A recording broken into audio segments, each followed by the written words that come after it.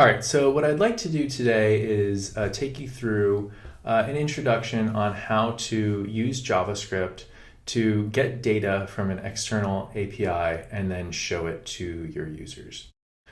So if we take a look here let's take a look at my VS Code here, and you can see I've got a very simple file structure, just an index.html and a script.js. And in the head of the index.html file, I'm linking to the JavaScript file. And then in the body of the HTML, I have some very simple markup. I've got a header that says hello world and an empty list, an unordered list with an ID of basketball players. And we'll be using that in a second. If I look at my script.js file, here again, I've just started with some very basics here. There's an event listener for DOM content loaded, and I'm just console logging hello from script.js. It's not crucial that you understand the DOM content loaded event listener right now, but it's just there to make sure that our code runs in the correct order. We don't want the JavaScript executing too quickly. We need it to wait for the DOM content to be loaded, which is what's happening here. Let's take a look at the browser and see what the status of our application is. So if I go over here to Chrome, you can see that hello world is being displayed to our users. And if I look over here in the dev tools at the console, I can see that hello from script.js is being console logged. So that means that our setup is correct. The line 4 is working, basically. So we can write whatever code we need in script.js in order to communicate with index.html. So the first step in fetching data from an API is choosing an API. And there are a lot to choose from. I've chosen this one for this example, which is Ball Don't Lie. I chose this because it's free. It has very good documentation, and I like basketball. So if you don't like basketball or you like something else, you can find an API. I'm sure you can find an API for whatever you want. And even though we're using this API as an example, the general steps for fetching data from an API and displaying it to the user are the same no matter what API you're using. But if we take a look here at the documentation for this API, it's telling us here to make a GET request to this URL. So I'm going to copy this and go back to my code, and in script.js, instead of console logging that phrase, we're going to use a built-in functionality from JavaScript called fetch. And fetch is really helpful. You can see my VS Code there changed it to this.fetch. That's fine. It can either be fetch or this.fetch. Fetch is great for making HTTP requests and getting the response. So in the most basic implementation, the way to use fetch to make a GET request is just to paste in here the URL that you want to fetch from. Now, fetch is a promise, and this is not a lesson about promises. That's a different lesson. But suffice it to say that after .fetch, you need to add at least one chained method, which in this case is going to be then. And what this means is JavaScript is basically asking you, what do you want me to do after I fetch this data? Fetch this, then what? We're going to add a function here that's going to execute when the data has been returned. And we're going to make it an async function because we're going to need to wait inside of it. And for now, this async function is going to get a parameter called response. And for now, let's just console log the response. Save that, go back to the browser, go to our web application and click refresh. And you can see it's got the response there. But I don't see anything about the actual basketball players. It says here in our documentation that this returns JSON. What's that? structured like this. And you can see that it has a data property and a meta property. And the data property is really what we want. That's the list of basketball players. So we need to change this response into something that looks more like this. And the way to do that, and this is very common, you do this all the time when you're fetching data from external APIs, is you want the first line in this then function to be response equals await response.json. And that just turns the HTTP response into an object that JavaScript can use. So let's save that and refresh. Okay, and now you can see over here that our object here, our response variable, looks a lot more like what we want it to. It has these two properties, data and meta, which is exactly what the API told us we would have. Data and meta.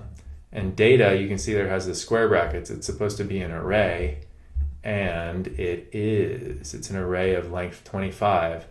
And in the array, you can see all these objects that are different basketball players. So now what we want to do is we want to go through that. Array and show the user all of the basketball players that we fetched from this API. So to do that, first I want to put the players inside of the unordered list, right? So this unordered list has an ID of basketball players. And I'm just at the very top of my code here going to sort of get a hold of that HTML element. So var list equals document.get element by ID basketball players. And that's where we're going to put each basketball player.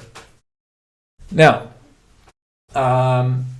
we need to go through every single basketball player in that array. How do we do that? Using something called a for loop. So if we write our for loop here, we need to give the for loop three pieces of information. The first is the variable to count by. It's very common to use I, and you want to start at 0. So var I equals 0. Then we need to tell the for loop how long it should run for. We want it to run for every item in the array. In other words, we're going to write run as long as I, the counter, is less than response dot, where's the array? The array is in the data attribute. Response dot data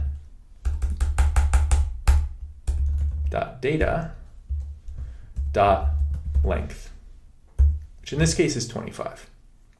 So this for loop is going to run from I equals 0 to I equals 24, which is 25 objects.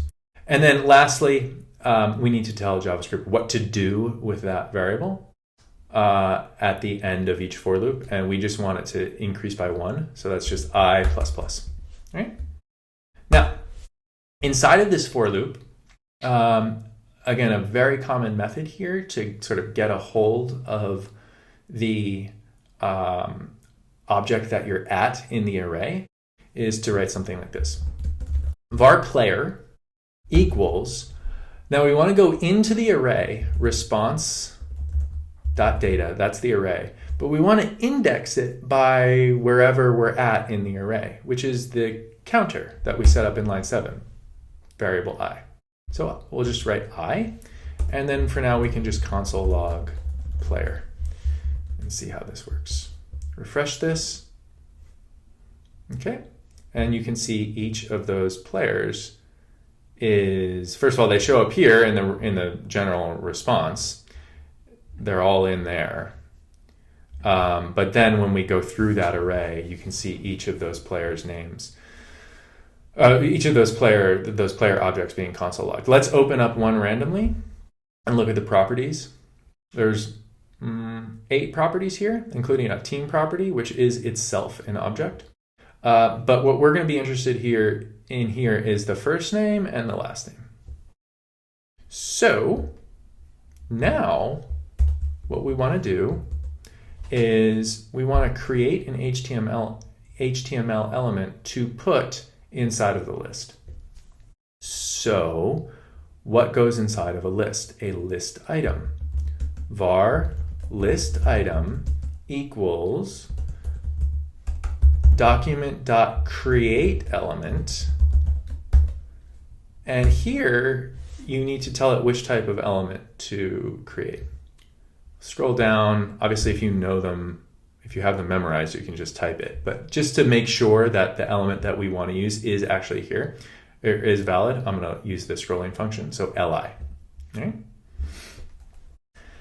Now, remember we said that we were specifically interested in the player first name and last name, displaying that to the user. It seems like the most logical thing to show the user first, at least.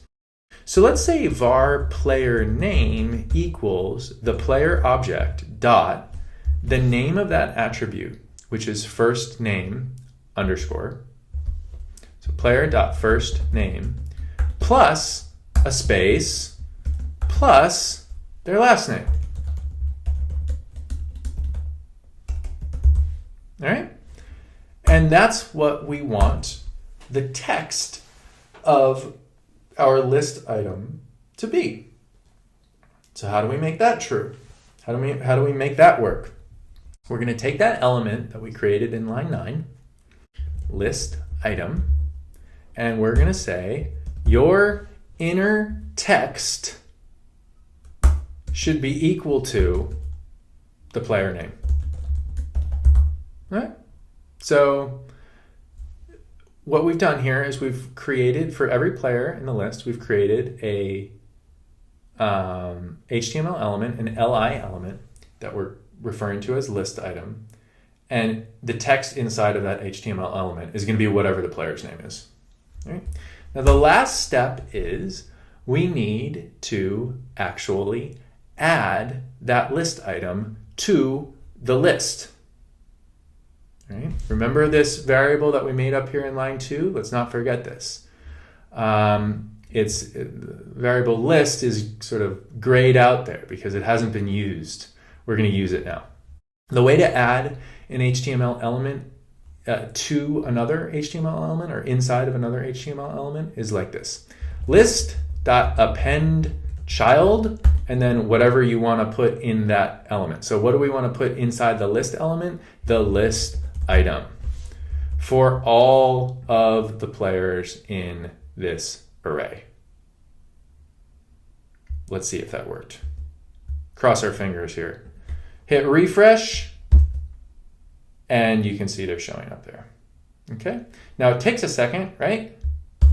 First, it's the list is empty, and then it populates. Why is that? It takes a half a second to make the HTTP call to the API and get the response and run all of that code. But the players who we fetch from the API are there in a list, and that's the lesson there. So we've covered here how to link a JavaScript file to our HTML file, and then how to use JavaScript's native fetch functionality to get data from an API and publish it to our user.